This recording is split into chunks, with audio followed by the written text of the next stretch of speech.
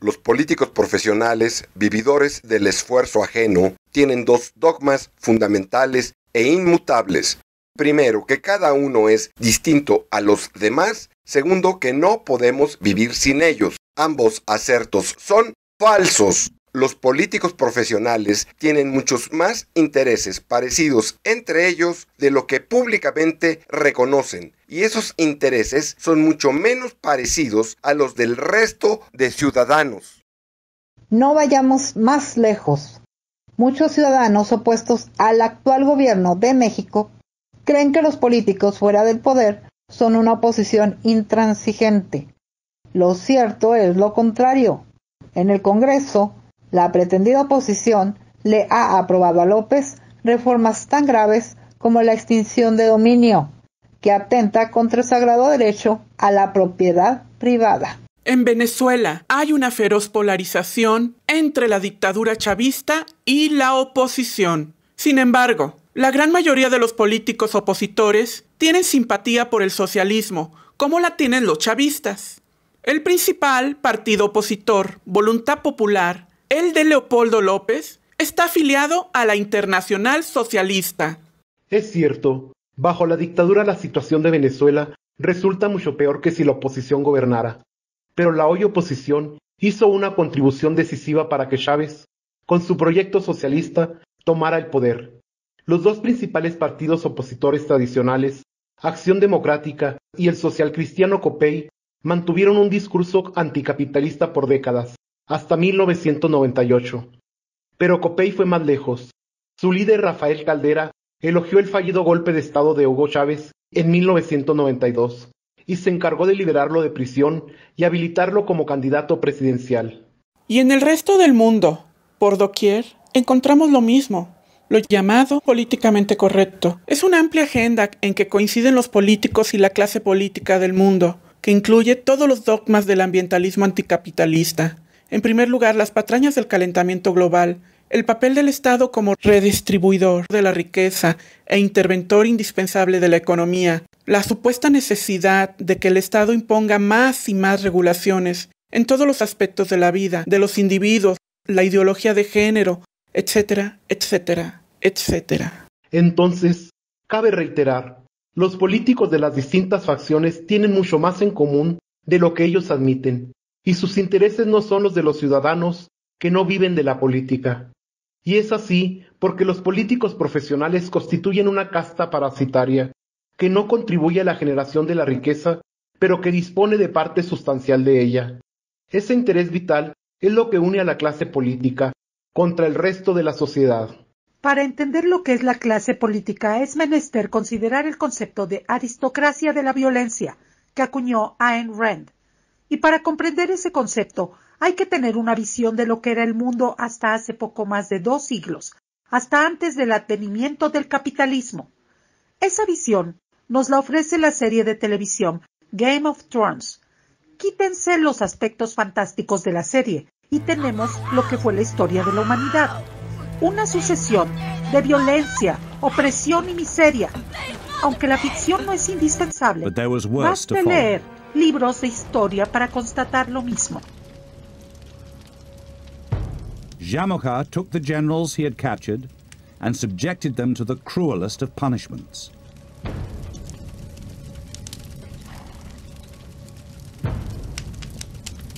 He boiled them alive.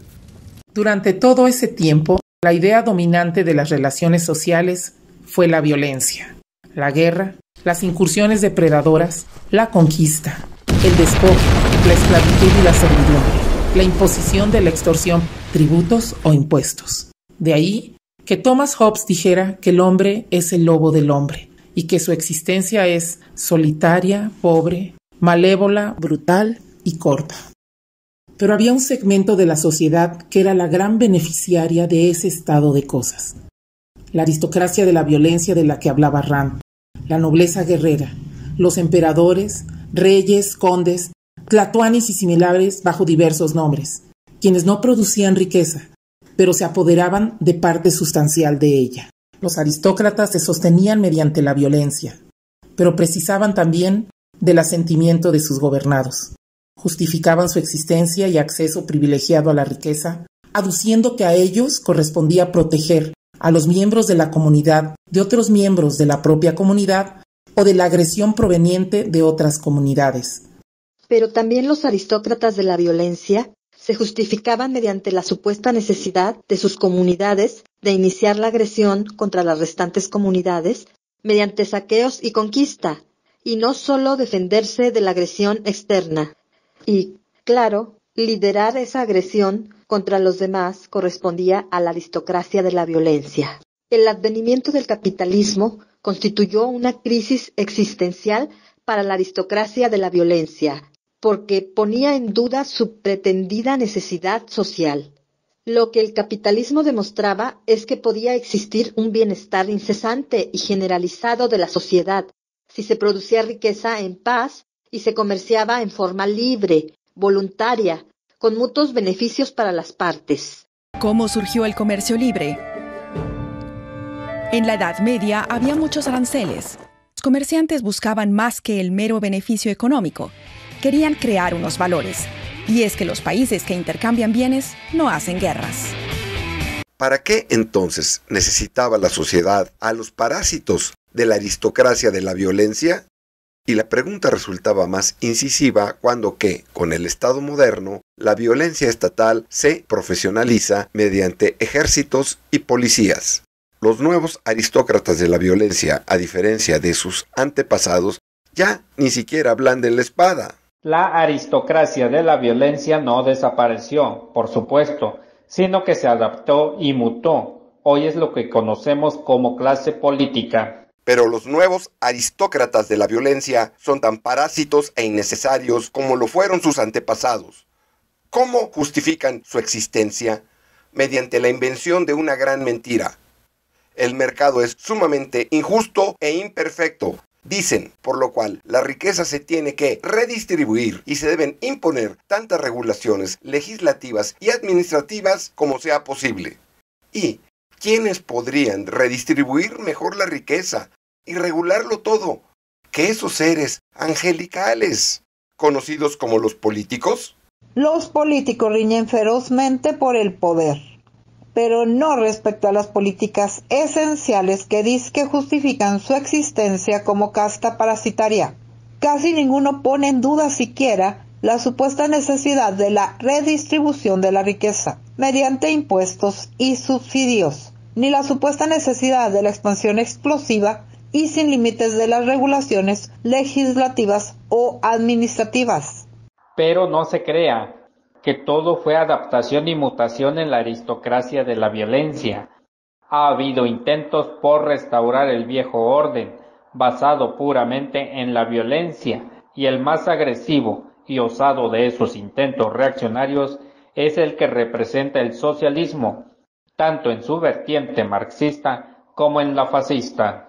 Y por cierto, la parte de la clase política que no se reclama abiertamente socialista ha tenido en el socialismo una gran fuente de inspiración para desarrollar sus políticas de intervencionismo estatal, redistribución de la riqueza, mayor expolio fiscal y regulaciones cada vez más extensas, invasivas y asfixiantes. No existe en el mundo un mal, un obstáculo más grande para lograr una sociedad mucho más próspera, pacífica y feliz como la clase política. Dicho más claro, el problema no son solo los políticos socialistas, sino la clase política toda. Entre las muchas formas en que la nueva aristocracia de la violencia ha contenido el progreso, está el haber conseguido que la mayoría de naciones del mundo no hayan alcanzado el desarrollo, cuando que todas podrían haberlo alcanzado de adoptarse la vía capitalista de una manera resuelta. Ciertamente no todos los políticos han actuado igual. Ha habido aquellos que no solo no se reconocen parte de la aristocracia de la violencia, sino que son sus abiertos detractores. Tenemos casos actuales de políticos que actúan en interés de la gente común, no de la clase política. Ejemplos de ellos son los políticos promotores del Brexit en Inglaterra o la baja de impuestos y la drástica reducción de regulaciones en Estados Unidos bajo Trump.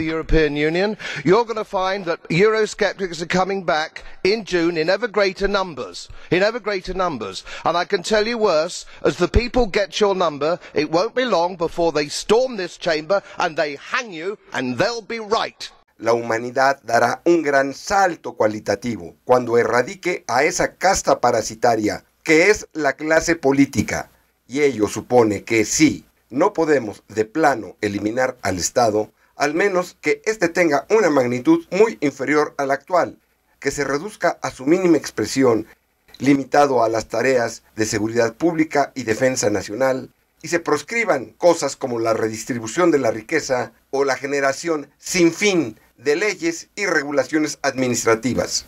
En tanto eso se consigue en el largo plazo y, en el mediano plazo nos hacemos de políticos de excepción como los apenas mencionados, hoy en México, frente a los politicastros que tenemos, no queda de otra que la táctica del mal menor, del optar temporalmente y bajo exigentes condiciones por aquellos que promueven las políticas menos despreciables. Pero aún en ese caso, no debemos olvidar jamás dos cosas, que el mal menor sigue siendo eso, un mal, y que los políticos profesionales son tan ruines que hoy pueden apoyar medidas en favor de los ciudadanos, pero mañana pueden dar el chaquetazo y venderse al mal mayor.